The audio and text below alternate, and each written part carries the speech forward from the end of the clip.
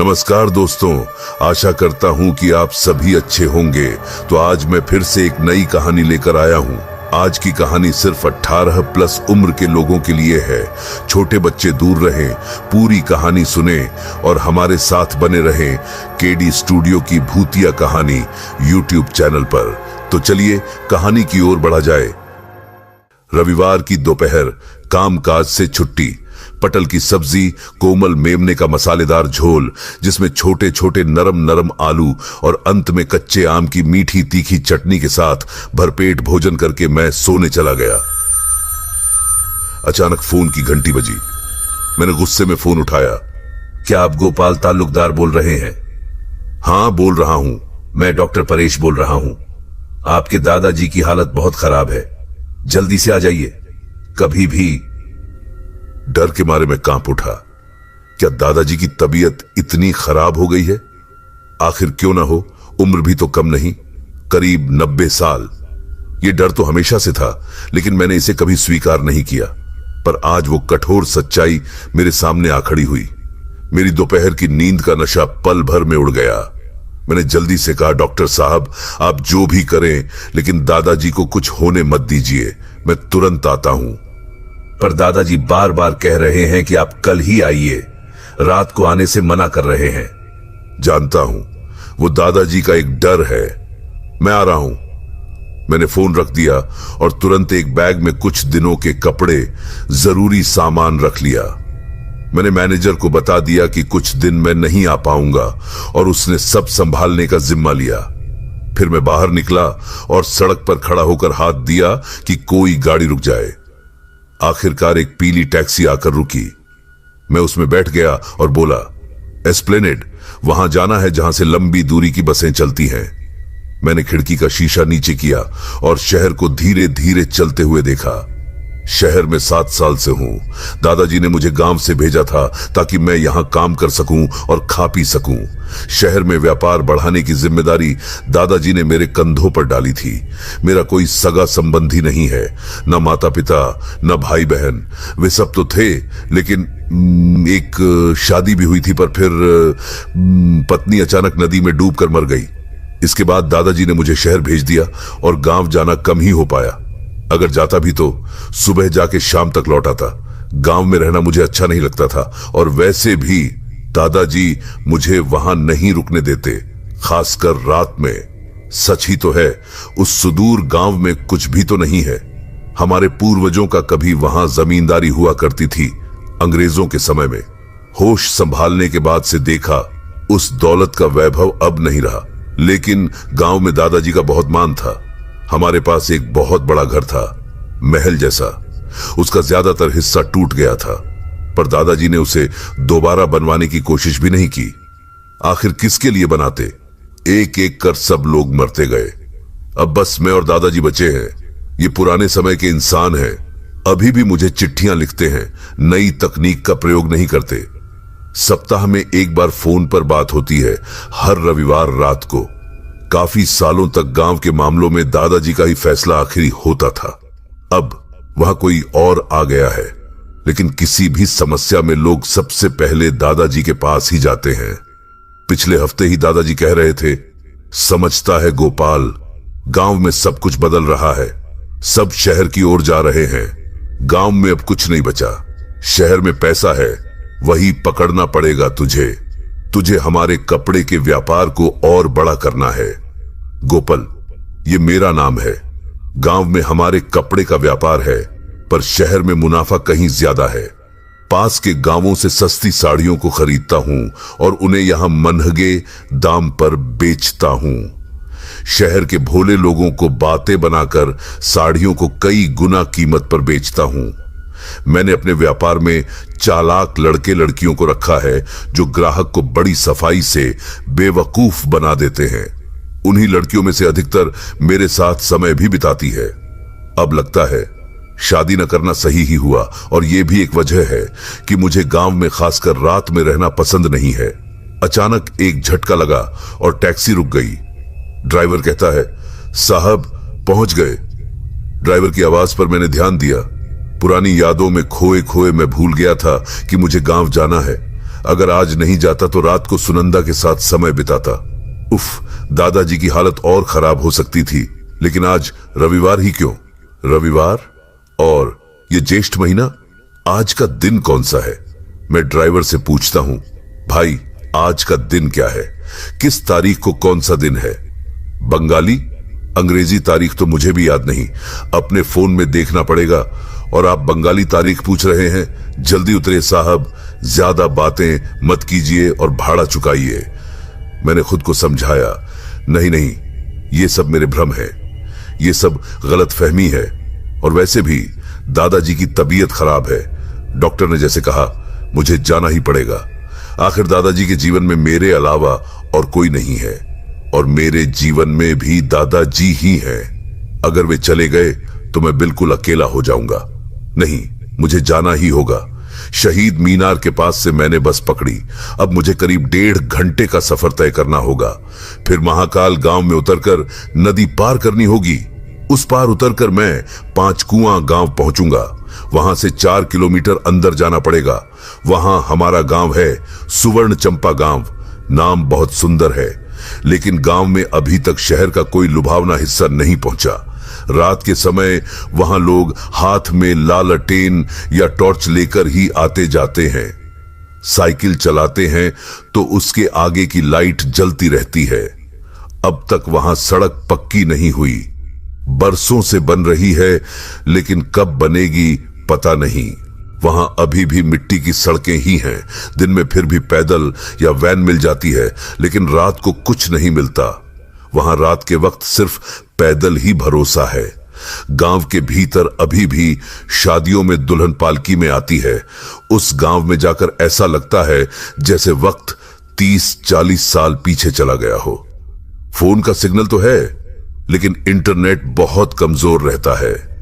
ज्यादातर फोन को बाहर ले जाकर ऊंचाई में उठाकर ही सिग्नल मिलता है।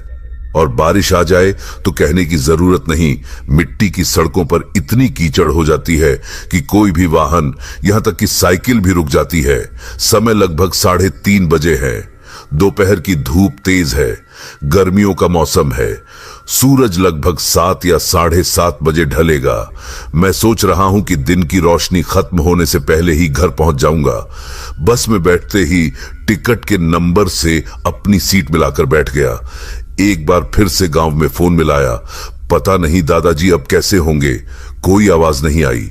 शायद फिर से वहां नेटवर्क चला गया है। कौन जाने दादाजी कैसे हैं। अचानक याद आ गया कि पिछली बार फोन पर दादाजी ने क्या कहा था। फोन रखते समय वे फुसफुसाते हुए बोले थे ताकि कोई और न सुन सके। उन्होंने कहा था, गोपाल याद है ना, ज्येष्ठ का महीना आ गया है, फिर वही 25 तारीख और फिर से रविवार। अरे दादाजी, आपकी बस पुरानी बातें और अंधविश्वास। कुछ नहीं होगा। मुझे पता है कुछ नहीं होगा, फिर भी मन में अजीब सा डर हो रहा है। इसी दिन तो फिर अचानक से फोन कट गया था। चलते हुए बस में बैठा मैं उन बातों को याद करने लगा। एक अजीब डर की लहर मेरी रीढ़ में सिहरन दौड़ा गई। पूरे शरीर में झुरझुरी आ गई। आज भी तो रविवार है और ज्येष्ठ का महीना, लेकिन तारीख क्या है? आज क्या सच में 25 है? सामने एक महिला बैठी थी। शायद उनके बाल किसी तरह खुल गए थे और हवा से उड़कर मेरी ओर आ गए। अचानक मेरे चेहरे पर बालों का झोंका लगा, जिससे मैं झुंझला कर चिल्ला उठा, अपनी चीजें संभाल कर रखें। मेरी नाक में एक अजीब सी गंध घुसी, जिससे छींक आ गई। यह गंध तो बहुत जानी पहचानी थी। वही गंध जो एक बहुत पुराने दोपहर के समय मेरे सामने आई थी। उन बालों से तभी सामने वाली महिला उठ खड़ी हुई और अपने बालों को बांधते हुए मेरी ओर देखकर हल्का सा मुस्कुराई और फुसफुसाते हुए बोली, आज 25 तारीख है, आज रविवार है।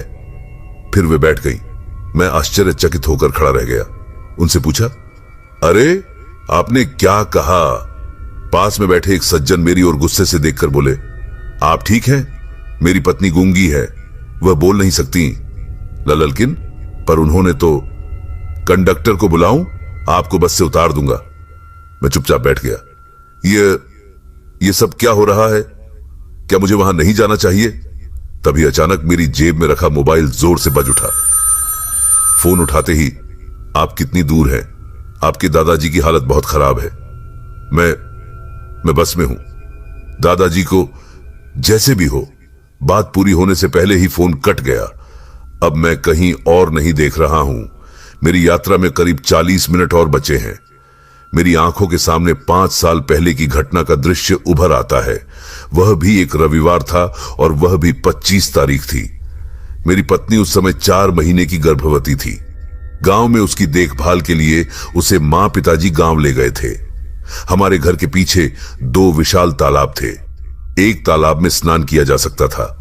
उसका पानी बहुत साफ और ठंडा था। गर्मियों में उसमें खूब तैरता था मैं। दूसरे तालाब में गुलाबी रंग के सुंदर कमल के फूल खिलते थे। वहां नागिन रहती थी, इसलिए कोई वहां नहीं जाता था। बरसात में तालाब का पानी बहकर बाहर आ जाता था और जब उस पानी पर बूंदें गिरती तो मैं खिड़की से देखता। डर लगता था, लेकिन मन को एक अजीब सा सुकून भी मिलता। उस तालाब में एक रात मेरी पत्नी की लाश मिली। वह रात में बाहर गई थी। अगली सुबह उसे कमल के पेड़ों में उलझा पाया गया। उसके चेहरे पर मौत का खौफ था, जैसे उसकी आंखें बाहर निकल आई थीं। सबने कहा कि उसे सांप ने काटा, पर मैंने और दादाजी ने देखा था कि उसके पांव में उंगलियों के निशान थे। वह क्यों और कैसे उस तालाब में गई थी, कोई नहीं जानता था। 2 साल बाद फिर वही दिन आया। इस बार मेरी माँ और पिताजी भी उसी दिन उसी तारीख पर चले गए। उस रात माँ खाना बना रही थीं। आग लग गई और उन्हें बचाने गए पिताजी भी जल गए। मैं अगली सुबह पहुंचा। उनकी जली हुई देह को देखकर सब कुछ झुलसा हुआ लगा। मां पिताजी के सिर टेढ़े थे, जैसे किसी ने उनके सिर अलग करने की कोशिश की हो। दोनों के गले पर अंगुलियों के निशान थे। दादाजी ने मुझसे कहा, यह पाप का फल है गोपाल, यहां मत रहो, जल्दी काम निपटाकर वापस चले जाना। अगले साल मेरा दोस्त हारू भी गया। वह गांव में झगड़े को निपटाने आया था। मैंने उसे 25 तारीख से पहले लौटने को कहा था, लेकिन वह नहीं आ सका। उसकी लाश एक पेड़ से लटकी मिली और उसकी गर्दन पर जड़ें लिपटी हुई थीं। उसकी आंखों के पास खून बह रहा था। किसी को कुछ नहीं पता चला, मगर दादाजी ने कहा था, वह आ गया है, सबको खत्म कर देगा। तू यहां क्यों आया? तुम भी मेरे साथ चलो। ओ इस बड़ी संपत्ति को छोड़कर, हमारे इस घर को छोड़कर। नहीं, मुझे कुछ नहीं होगा, लेकिन तू अब कभी मत आना, कभी नहीं। और अगर आना भी हो तो उस ज्येष्ठ के महीने में बिल्कुल नहीं। लेकिन आज मुझे उसी ज्येष्ठ के महीने में जाना पड़ रहा है और आज भी वही रविवार है। तारीख भी 25 है। बस की आवाज से अचानक रुक जाती है। मैं अपनी आंखें खोलकर देखता हूं, मेरा उतरने का स्थान आ गया है। बस से उतरता हूं और मेरे दिल में एक अनजाने डर से मैं कांप रहा हूं। हाथ पैर ठंडे पड़ गए हैं, माथे पर पसीना है, बहुत प्यास लगी है।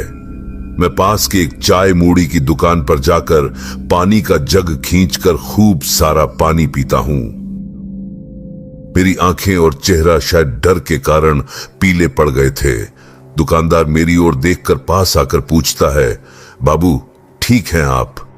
तबीयत ठीक नहीं लग रही हो तो बैठ जाइए, आराम कर लीजिए।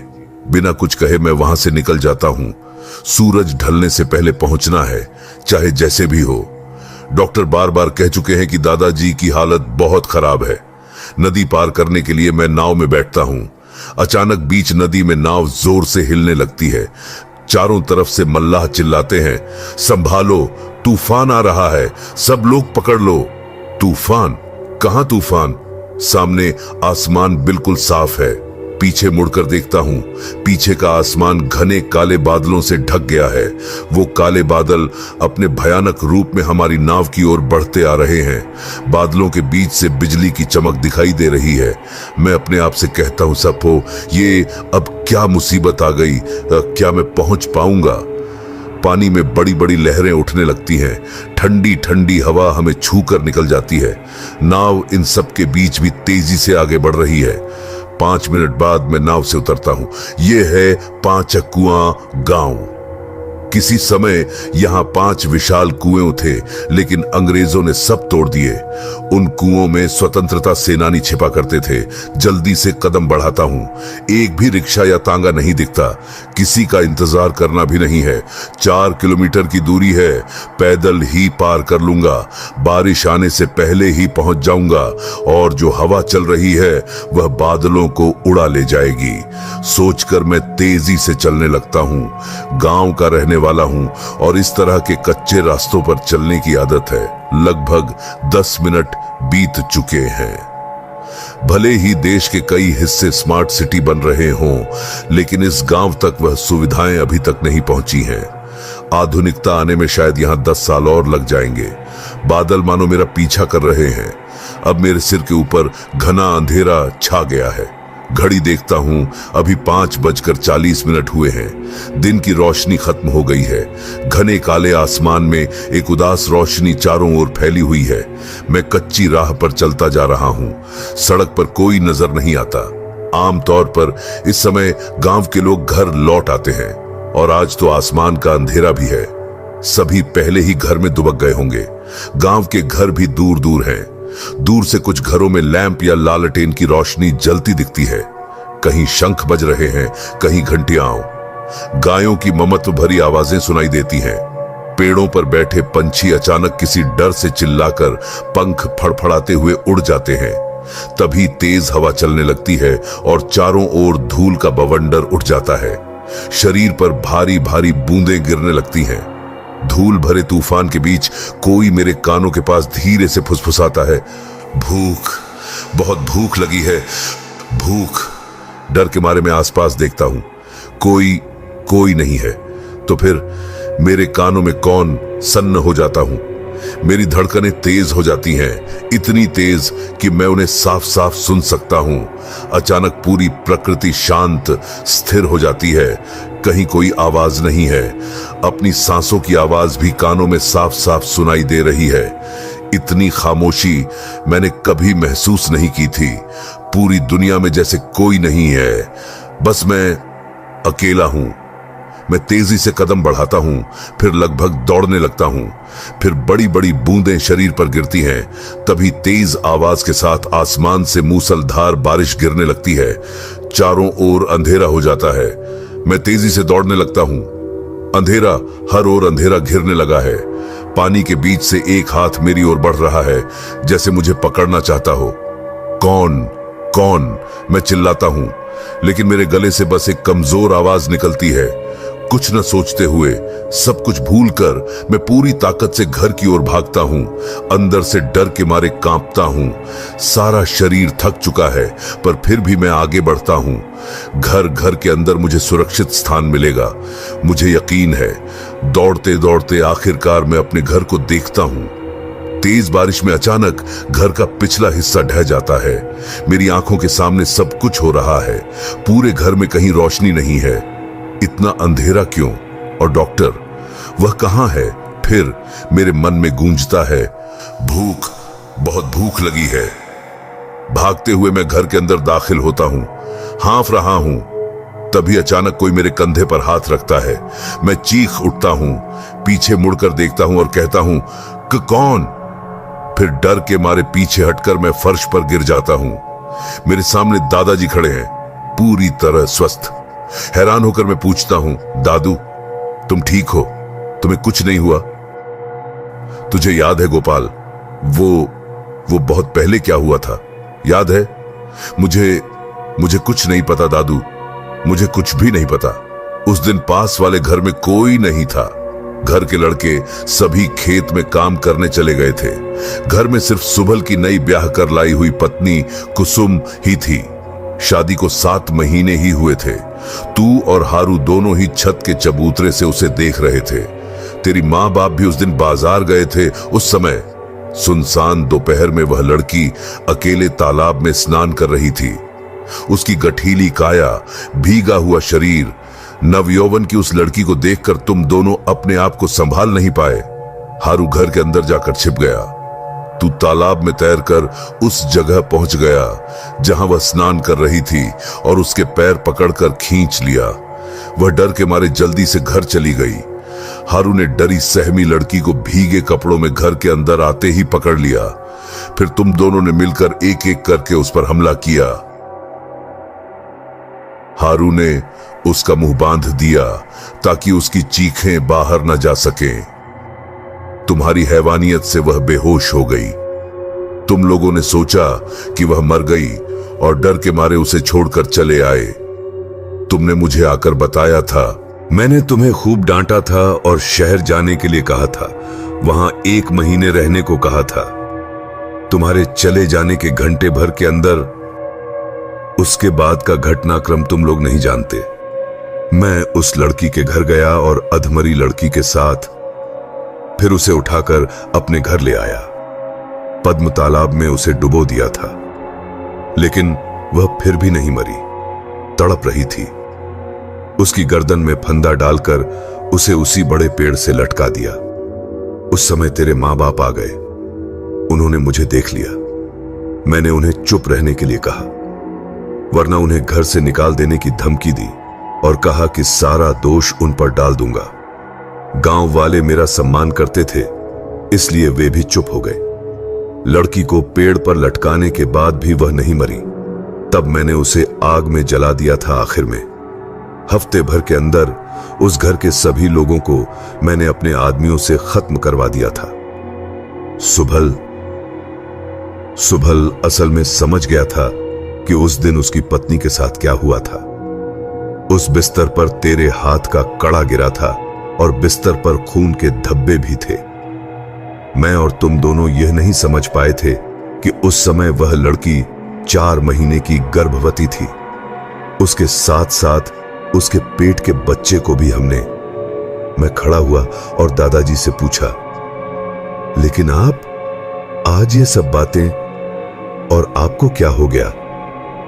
उस डॉक्टर ने जो मुझे हिस्स हिस्स करती आवाज में वह बोल पड़ा, दादा वो बूढ़ा, वो देखो। मैंने देखा कि दादाजी का निःशब्द शरीर फर्श पर पड़ा हुआ है और उनकी कमर से नीचे का हिस्सा खून में डूबा है। कुसुम जोर से हंसने लगी। कुसुम मेरी ओर बढ़ रही है। दूर से घंटियों की आवाज सुनाई दे रही है। नाक में तेज बदबू आ रही है और उसके बीच मैं संध्या आरती के मंत्र सुन पा रहा हूं। कुसुम एक पल में मेरे कान के पास आकर फुसफुसाई, भूख भूख। मैंने अपनी आंखें बंद कर ली। उस दिन जब मैं कुसुम पर झुककर उस पर अत्याचार कर रहा था तो हंसते हुए कहा था, भूख, मुझे भूख लगी है, बहुत भूख।